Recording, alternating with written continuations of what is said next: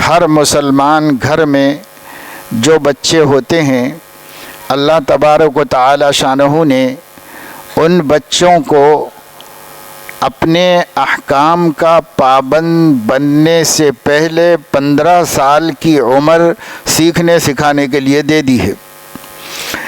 15 سال تک اللہ تعالیٰ نے حلال و حرام کا پابند نہیں کیا اپنے بندوں کو۔ 15 سال کی عمر تک، پیدا ہونے کے بعد سے لے کے 15 سال کے ہونے تک، جس کو شریعت کی اصطلاح میں بلوغ کہتے ہیں، بالغ ہونا کہتے ہیں۔ بالغ عربی زبان میں پہنچنے والے کو کہتے ہیں۔ کہاں پہنچنے والا؟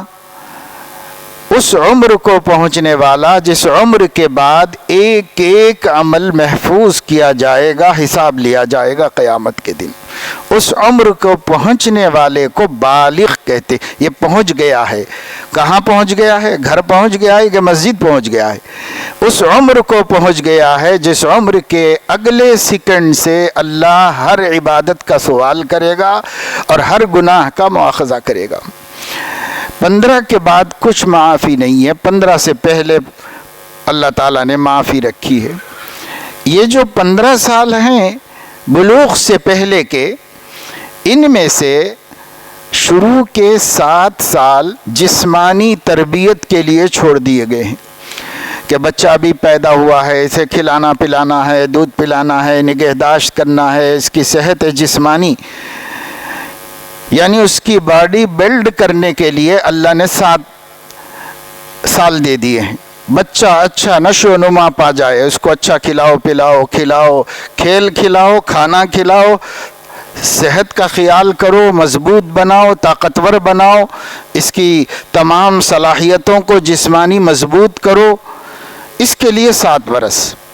اور 7 برس کے بعد سے 8 سال اور ہیں، اور وہ 8 سال ہیں دینی تربیت کے واسطے۔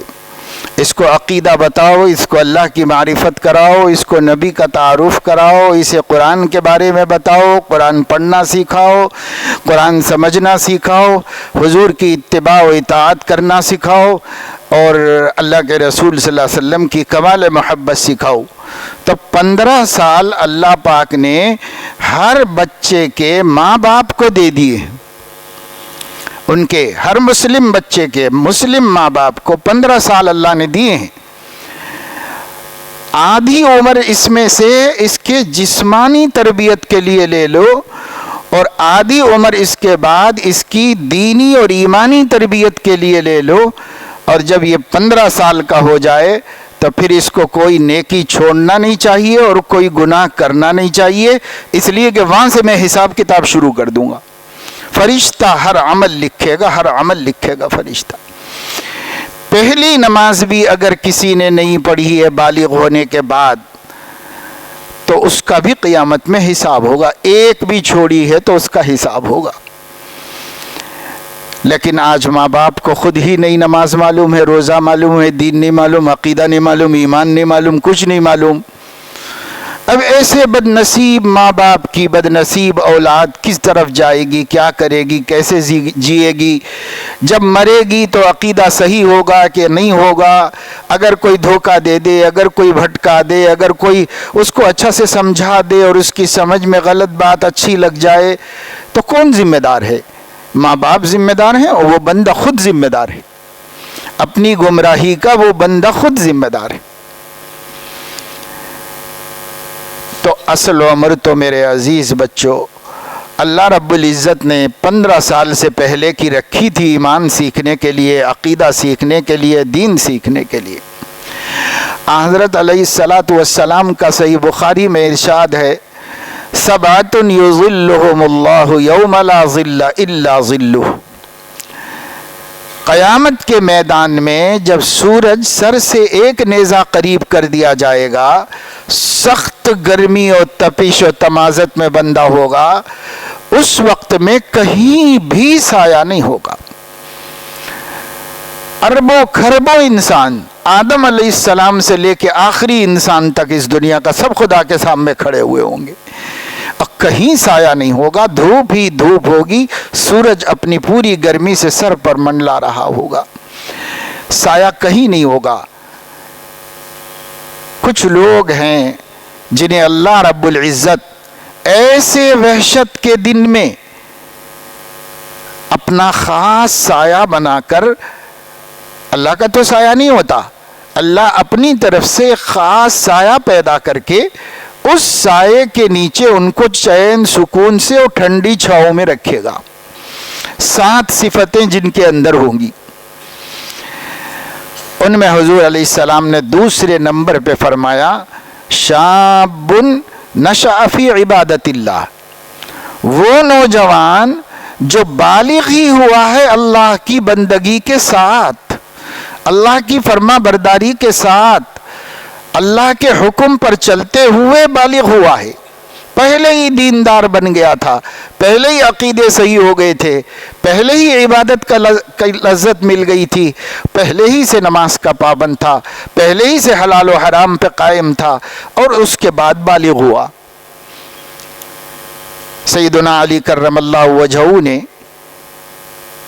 ہمیں سمجھانے کے لیے کہ نبی کیا فرمانا چاہ رہے ہیں، سمجھ میں آیا کہ نہیں سمجھ میں آیا، یہ سمجھانے کے لیے فرمایا انا شاب نشأ فی طاعت اللہ، میں ہوں، دیکھو میری مثال دیکھ لو، حضور کیا فرمانا چاہ رہے ہیں، یہ فضیلت کس کی بیان کر رہے ہیں، نوجوان سے کیا مراد ہے، مجھے دیکھ لو، میں 10 برس کی عمر میں ایمان لایا، بالغ نہیں تھا، اب 15 سال کی عمر تک سارا دین جو آ چکا تھا سیکھ چکے تھے، اور جب بالغ ہوئے تو دین پر مضبوطی سے قائم تھے اور جمے ہوئے تھے، تو فرمایا میں ہوں جو 10 برس سے ایمانی تربیت میں رہا نبی کے زیر سایہ، تو اب جو کوئی قیامت کے دن اللہ کے سائے میں رہنا چاہتا ہے اس کو چاہیے کہ وہ 10 برس ہی سے اپنے کو دیندار بنانا شروع کر دے۔ اب اس کو تو عقل نہیں رہتی، اس کے ماں باپ کو چاہیے کہ اس کو دیندار بنانا شروع کر دے۔ ماں باپ بچے کی تربیت کریں جیسے ہمارے نبی نے اپنے بھائی کی تربیت کی تھی۔ حضرت علی ابن ابی طالب حضور علیہ السلام کے چچا زاد بھائی تھے۔ ایک ہی بندہ ہے جو 10 برس کی عمر میں ایمان لایا، باقی سب لوگ بڑی بڑی عمروں میں مسلمان ہوئے ہیں۔ حضرت علی تھے کہ 10 سال کی عمر میں ایمان لائے، اور نبی نے جس طرح ان کی تربیت کی، ہر مسلم باپ کی ذمہ داری ہے کہ اپنے بچوں کی جب وہ 8، 9، 10 برس کے ہو جائیں دینی، ایمانی اور اعتقادی تربیت کر دیں۔ پہلے زمانے میں ایسا ہوتا تھا، ابھی بھی بہت سارے لوگ اپنی مسجدوں میں، اپنے محلوں میں بڑے بوڑھے بزرگ دین پسند اللہ سے ڈرنے والے مل جاتے ہیں۔ آپ ان سے پوچھو کہ کس مدرسے میں پڑھے ہوئے ہیں تو وہ بولیں گے کہ نہیں بھائی ہم کوئی عالم حافظ نہیں ہے۔ پھر دین کہاں سے آیا؟ تو ہمارے گھر کے بڑوں سے دین معلوم ہو گیا، ہمارے گھر کے بڑوں سے عقیدہ معلوم ہو گیا، ہمارے گھر کے بڑوں سے ہمیں پتا چلا کہ نماز چھوڑ نہیں سکتا بھائی، کوئی مسلمان نہیں چھوڑ سکتا، تب سے ہم پابند ہیں، اب تک پابند ہیں۔ تو وہ پہلے کا ماحول تھا، اس پہلے کے ماحول میں مسلمانوں کو کوئی بھٹکا نہیں سکا، مسلمانوں کا عقیدہ کوئی خراب نہیں کر سکا۔ عمل میں کمی کوتاہی ہو گئی تو اس زمانے میں بھی ہوتی تھی، بعض لوگوں کی نماز چھوٹ جاتی، بعض لوگوں کا روزہ چھوٹ جاتا، کچھ نہ کچھ اونچ نیچ ہوتی، عملی خرابیاں، لیکن عقیدہ اسلام کیا ہے، ایمان کیا ہے، دین کیا ہے، اس میں ان کو کوئی کمپرمائز نہیں تھا، وہ ٹھیک ٹھیک جانتے تھے اور ٹھیک ٹھیک جمے ہوئے تھے، کوئی بھی آدمی ان کا خیال بگاڑنا چاہے تو بگاڑ نہیں سکتا تھا، کیونکہ وہ نقش اول تھا، فرسٹ پرنٹ تھا جو دل پہ ہوا تھا، اسے کوئی نہیں مٹا سکتا، اسے کوئی نہیں نکال سکتا۔